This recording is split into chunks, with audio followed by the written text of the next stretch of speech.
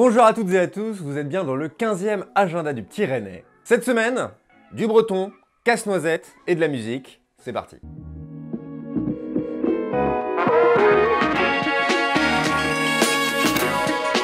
J'aurais pu commencer cet agenda par un bon vieux Kenavo, mais ça veut dire au revoir.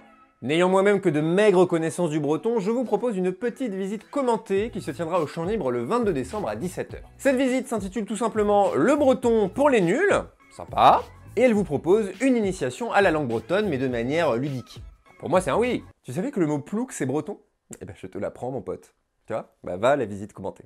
Et les prix vont de 4 à 6 €. On passe à un tout autre univers avec Casse-Noisette 100 balles. Vous connaissez Casse-Noisette? Si, vous connaissez Casse-Noisette. Vous connaissez... Bon, Guillaume, mets un extrait.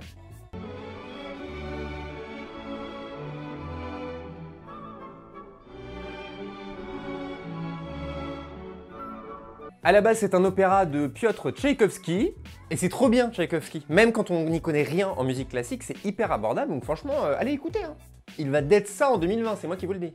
Et cet opéra a été repris par Étienne Gueule de la BK Digital Art Company.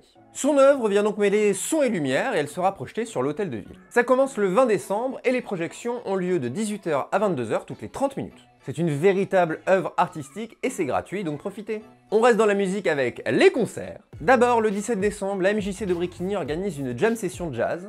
Le principe est très simple, c'est une scène ouverte, voilà, où plusieurs artistes vont se relayer sur la scène de la MJC de Bréquigny pour, voilà, improviser, jouer ensemble dans la joie et la bonne humeur. C'est gratuit et ça a l'air cool, donc big up. Ensuite, un concert à l'Ubu le 21 décembre. Je vais tout simplement vous lire le descriptif du line-up, parce que c'est vraiment eux qui en parlent le mieux. Alors, en premier, Poirier vous servira un set Afro House à la sauce canadienne, accompagné d'une bonne coupe de Global Bass effervescente signée Nise. Je n'ai pas compris un mot de ce que je viens de dire. Mais j'ai écouté, ça a l'air charmé, mais faut se projeter quoi. Je cite toujours, sans oublier la famille, Jean Kev. Tu sais qui c'est Jean Kev? Tu connais Jean Kev, personnellement. C'est Eh ouais, mon pote! On a un passif, Jean-Kev. On a un passif. Donc je disais quoi? Tu m'as coupé. Jean-Kev et Répi Del Mondo, donc pareil, extrait, les plus exotiques des DJ rennais. On vous met en description des liens de l'événement. Ça a l'air très sympathique, cette petite sauterie là. Très, presque caliente. On dirait caliente, quoi. Les prix vont de 12 à 18 €, donc vraiment, allez écouter ça. On se quitte avec la question de la semaine. Jean-Adrien nous demande où est le meilleur vin chaud. Nous sommes sur la dalle du Colombier, on va tester le premier vin chaud de cette petite question de la semaine. C'est tout au bout, si je ne me suis pas trompé. Allez, c'est parti. Bien, nous allons tester le premier vin chaud dans ce bel endroit. Allons-y, c'est parfait.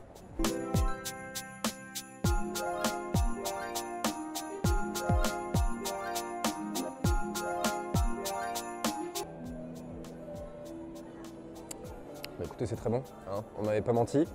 Un vin chaud, tout alors déjà chaud, hein. Alors c'est con, non mais je sais, vous allez me dire c'est con, c'est bon, c'est dans le titre, mais ça fait toujours plaisir. Ce petit goût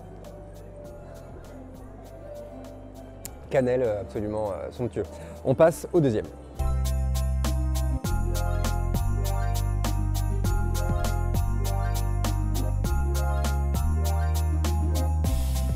Alors messieurs dames, deuxième vin chaud, non seulement on est au marché de Noël et regardez-moi cet espace absolument somptueux, ça a beaucoup changé. Je t'ai pas venu encore cette année mais c'est très joli. Bref, c'est un vin chaud et un vin chaud canadien. Ah oui, ah oui, ah oui, très très bon, excellent, excellent. Alors pourquoi canadien, vous allez me dire? Ben en fait c'est parce qu'il est, le sucre c'est du sirop d'érable. Effectivement le goût est différent et le goût est bien bon. C'est vraiment là les deux pour l'instant. Ça va être assez dur de les départager. C'est à combien de degrés le vin chaud? Heureusement qu'on va pas en faire 50, hein. Ça va être une belle question de la semaine.